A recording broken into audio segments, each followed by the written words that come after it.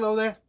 Welcome to my review of the Rockford Files Season 1, Episode 18, Say Goodbye to Jennifer.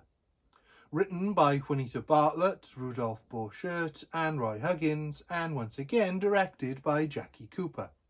The episode begins with a POV shot of a man pleading before getting shot. We quickly find out that the man is, or rather was, Ricky Pont, and Rockford believes that a woman named Jennifer was either shot at the same time or was the shooter. Either she bought the other bullet or she pulled the trigger. He's looking into the murder for our first new Columbo connection, Hector Elizondo as John Michelli, or Mitch. He played Hassan Salah in A Case of Immunity. Here he's an old army buddy of Jim's who is now a professional photographer, and Jennifer is one of his models. Jim doesn't want the case because it's an open case and he smells trouble. And he might be right, because we then cut to a car accident followed by a medical examiner asking a dentist if he's able to identify the body from dental records. He's played by Regis Cordic, another Columbo connection, as he appeared in Any Old Port in a Storm as one of Carsini's drinking buddies, and with this episode's director as the Deputy Commissioner in Candidate for Crime. What's clear from this opening is that they are feeling more comfortable with the show by now, as they're experimenting with the format more than they have done previously. The opening POV, cutting to film footage with voiceover, then cutting to the accident, then the morgue. Every scene is shot slightly differently and is giving us small pieces of the puzzle. Yet it's not too experimental as to be jarring, and the information we're given works as a neat shorthand to bring us up to speed, making it appear as if Jennifer has killed a man, then been killed herself. We then cut to Rockford's trailer, where Jim lets us know that everything we saw happened a few weeks earlier, and he's been unable to get a hold of Mitch ever since, but has now been contacted by him. And he's convinced that Jennifer's still alive, as he says he saw her in Seattle. Outside of one of those big high-rise office buildings. What was it? The Puget building. And all of a sudden, there she was. Jim says he wants no part of it, but in the next scene, we see Dennis checking with the coroner, who confirms it is Jennifer that was in the accident based on her dental records. Back at Jim's trailer, Rocky is annoyed that Jim didn't pick up any of his messages asking for a lift, and once again we get a peek into their relationship that establishes it for new audiences and expands on it for fans of the show. Rockford Files, if you will. Trust me, that's cleverer when it's written down. Jim has received a letter from a law firm wanting to hire him, and so goes to see Carl Burrell, played by another Columbo connection, Thea David, who played the clerk in Now You See Him. We also get a brief glimpse of his assistant, played by Len Lesser, in a far less cheerful role than of Uncle Leo. Hello! Hello there! Hello! Hello! Burrell doesn't want to hire Jim.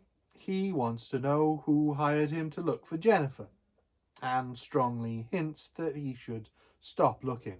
If I find out different, I'm gonna come after you with a pack of dogs.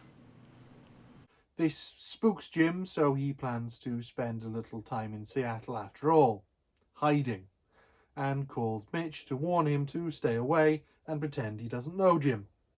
I can't imagine how Mitch was in the army, as he completely ignores everything that Jim says and goes to see him that evening, persuading him to look for Jennifer while he's in Seattle.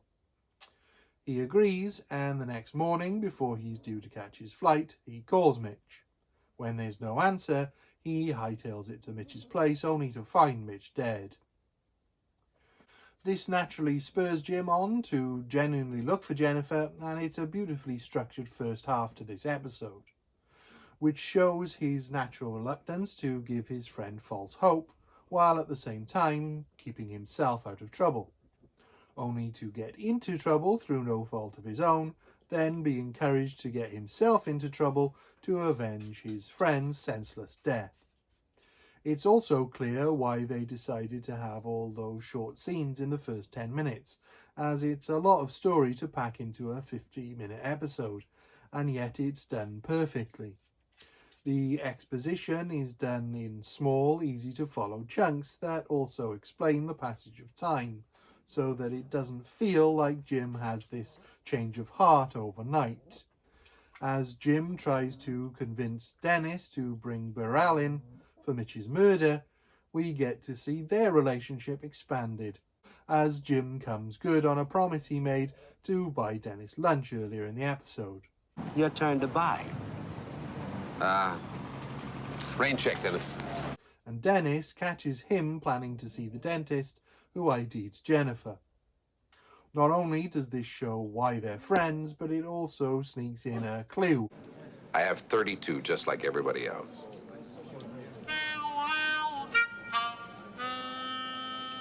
Before he can get to Dr. Evan Stewart, though, Burrell's goons get there first and work him over. Jim finds him beaten and in fear of his life, though he still claims Jennifer is dead.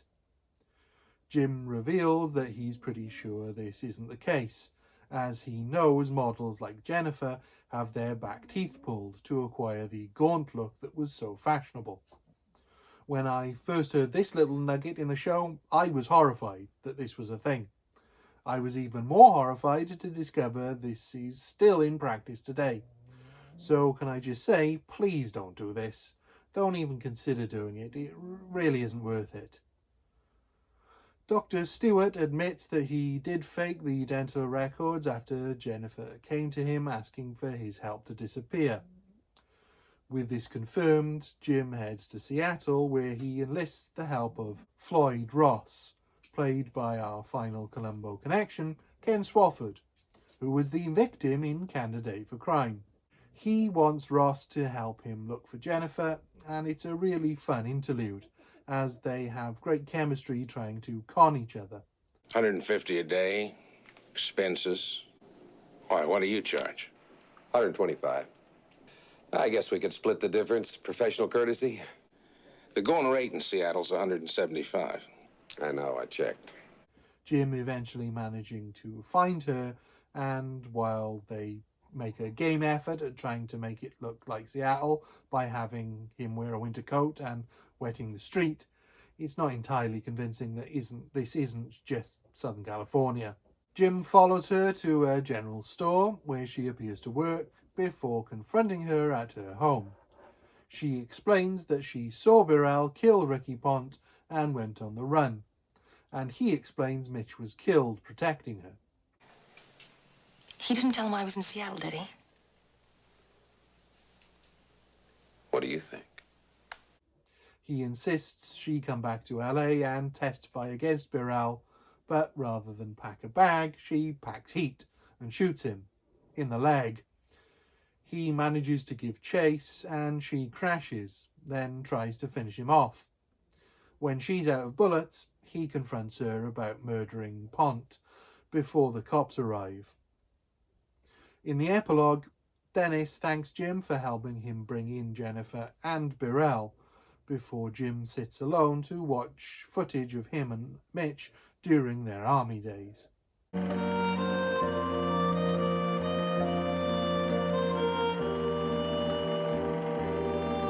This is a spectacular episode with just enough twists and turns to keep you guessing.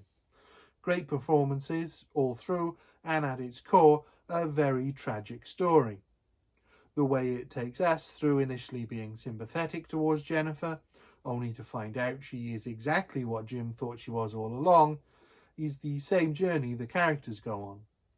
Mitch's infatuation with Jennifer and his refusal to believe the worst gets him killed. Dr. Stewart took a beating for her and will lose his license, and Jim took a bullet off her. When we first meet her, I thought she had been dreadfully miscast, as her performance was so flat and emotionless. But it's actually quite brilliant, as it's what gives her away, and her attempts to manipulate Jim, as she had so many other men come off as quite sinister. It also further explains why Jim remains so cynical and so weary of danger, as the alternative is to end up like Mitch. It's a real feat of writing how they managed to get so much character development and pathos into this episode while also telling a compelling and exciting story. This is easily a 5 out of 5 from me. Thank you. Goodbye.